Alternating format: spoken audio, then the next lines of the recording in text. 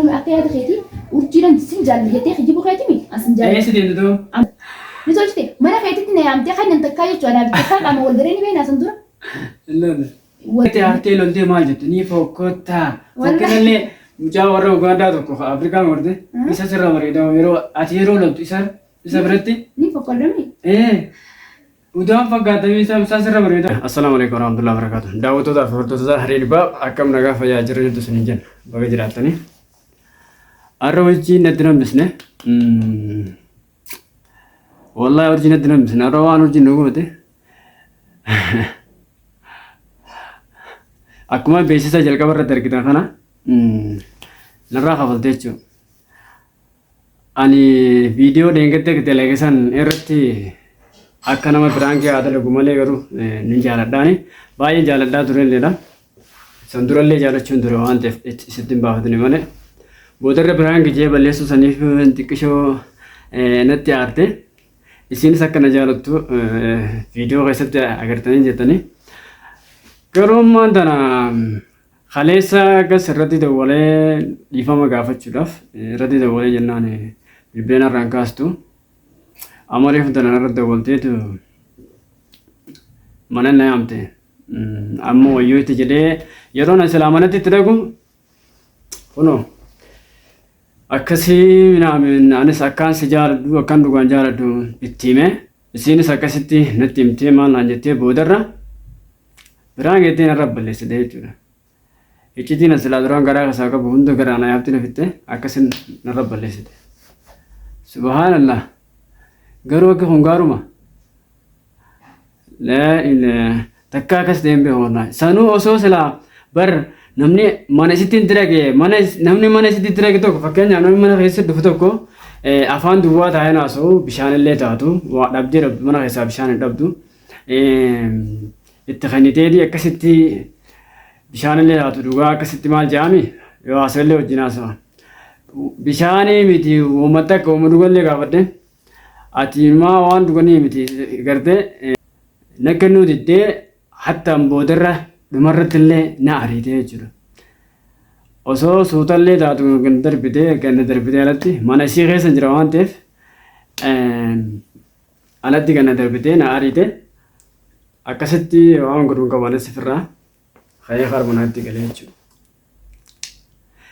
maaliif an dhugaadha guyyaa sana akkas jeeni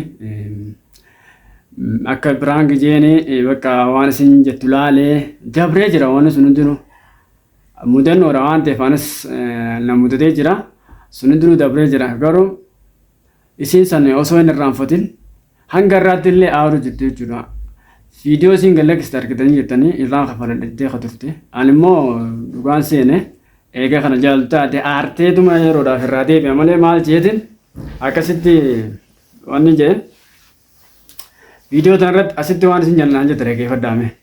Anis argee jira waan asna mana sin jaaladhaa osoo ni feeti duu jiraatte jaalateetiif akkas ta'u jiroo jaalina malee wallahi sin jaaladha wallahi nan jaalatin la nan jaalatin na jaalatame akkuma na jaalatin macaalsi mere sin jaalatee irratti baafate osoo sin jaalachuu wallahi kana guddise akkuma amma video asirratti argitan kana kana jooga isin naan jette isin galee sin jaaladhu ani minaamin akkasi isin jaaladhu khalaas duraanu waan ati tulaalu fi akkasi minaamin naan jette maali namni waan akkana tich ani khalaas akkas godhee dirqama yoonan biraangi kas godhee wani je dirqama gaccistee hirrabdu jechuudha hanga narraa kafalatutti hanga gartee waan gootisa waan aartiif san aara baatutti gowwumaatu gaa waan qabe gallakkisuun beeyna beeta jechuun biraankiin ni jira duraanuu namni walirraa dalaga duraanuu namni walirraa godha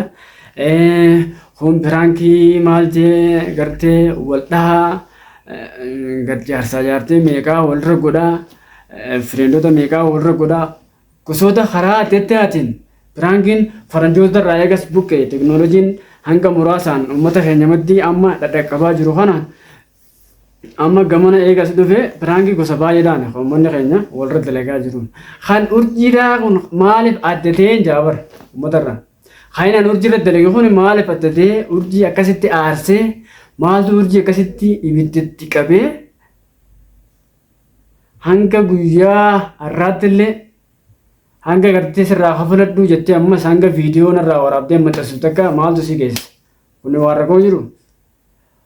Rakkoon jiraannaan namni gattaa'eeti suuta gattaa'ee mariidhaan furmaata kanna.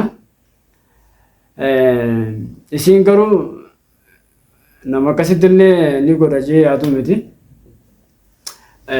Viidiyoo akkuma isin amma asirratti argitan kana jechuudha. Kun jechuun ni barbaachisaa meemmaa tana. Garuu rakkoon qabu. Rakkoon qabu. Dalagatte dabree jira dhumate. Garuu ani dhugaan godha. Isin firaanki jettee waan feetaa jettu ani immoo jaalala isin onni jettu kana dhugaan godha dhugaa. Wallaahi yoona dhugaan godha. Eega firaanki isin firaanki jettee maal jettee akkas nu goote? Dhuguma godheetiin fuudheetuma gartee isin garsiisa malee miyyoo tana. Urjii baandaneeme. Indees eega isin akkanatti gartee ol utaaltee gad utaaltee qabaa kana lakkisaa akka jettu taate dhugaan godhaa fittinis. An jaalala dhuguma hin jaaladha.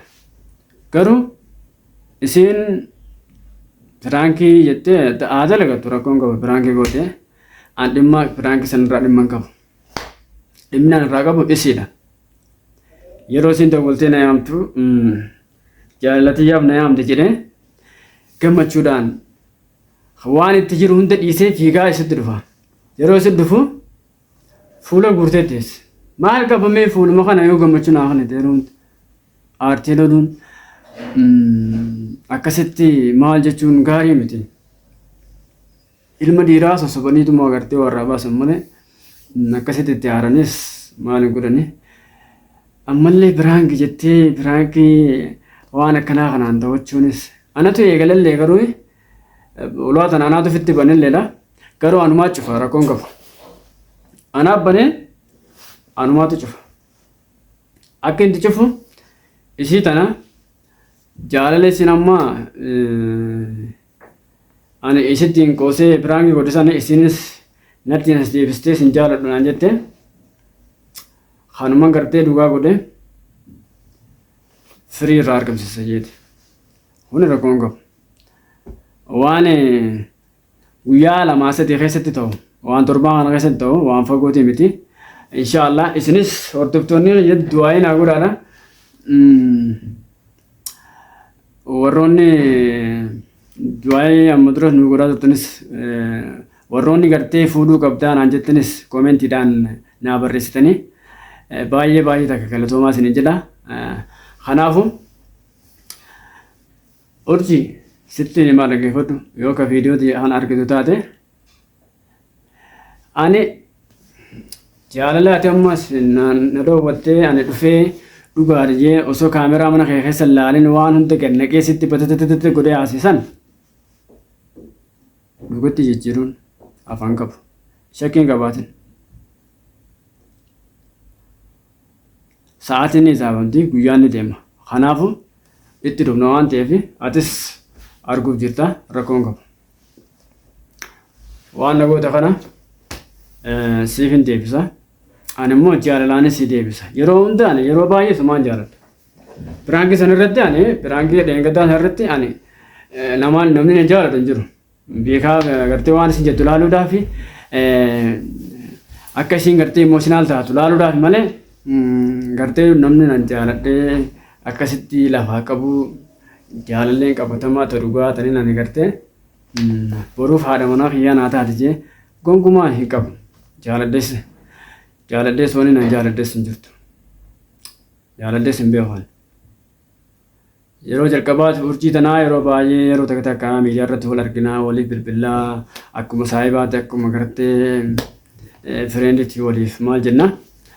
Adeemsuma keessa bakka ana keessa gubattee amma booda sana jechuudha.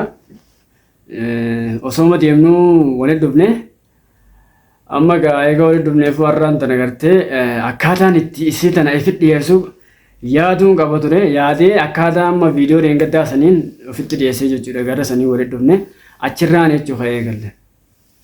Achirraan akkasitti eegalle garuu isiin anaaf tolan jenne guyyaa san aartee akkasitti haatee deemte hangan irraa kafaladhu jettee mana galtee viidiyoo kophaa martee maxxansitee jechaadha.